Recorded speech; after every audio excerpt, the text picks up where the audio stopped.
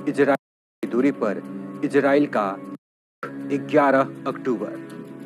Gaza पट्टी तारीख 11 अक्टूबर।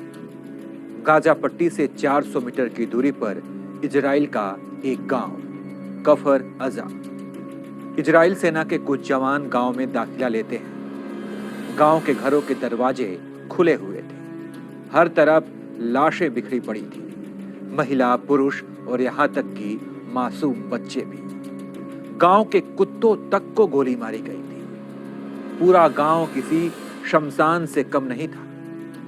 7 अक्टूबर को हमास के आतंकियों ने यहां कब्जा किया था। आतंकियों को भगाने के बाद 11 अक्टूबर को इजराइल की सेना जब इस गांव में कदम रखती है तो जवानों के होश फाख्ता हो जाते हैं। वहां का मंजर देखकर ये तो नरसंहार है।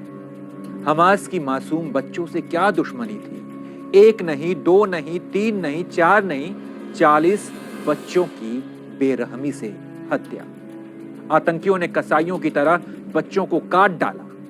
कुछ जवान महिलाओं और पुरुषों को बंधक बनाकर अपने साथ ले गए। वहां की एक तस्वीर ने तो रूह कपा दी। इजराइल के एक सैनिक ने देखा कि एक मां जो पेट से थी उसे आतंकियों ने ऐसे गोली मारी कि मां का पेट फट गया और बच्चा बाहर निकल आया।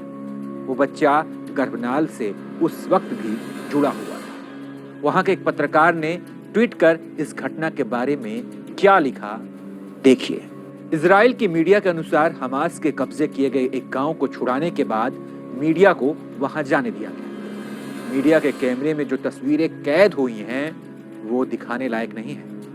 जिन 40 बच्चों के शव मिले हैं उनमें कई दूध-मुहे बच्चे हैं। कई बच्चों के सिर उनके धड़ से अलग है। किस धड़ का कौन सा सिर है ये पहचानना भी वहां पर मुश्किल है। हमास के आतंकवादियों के इस हमले के 4 दिन बाद आईडीएफ मेजर जनरल हताई वेरू उस मौके पर पहुंचे, उस जगह पर पहुंचे। उन्होंने हमास की ज्यादतियों पर तीखी प्रतिक्रिया दी। उन्होंने कहा कि घरों में घुसकर हमले किए गए हैं, पूरे के पूरे परिवार को खत्म कर दिए गए हैं। कफर अजा में ये युद्ध नहीं बल्कि ये नरसंहार है। दुश्मनी कैसी भी हो, लेकिन क्या कोई ये बताएगा कि वो बच्चे जिन्होंने अभी अभी धरती पर कदम रखा, वो बच्चे जो अपनी मां की पेट में हैं और बाहर आने का इंतजार कर रहे हैं, आखिर उनका क्या कसूर था। हमास के आतंकियों ने जो किया उसे इजराइल नहीं पूरी दुनिया सद दी। दुनिया के किसी कोने में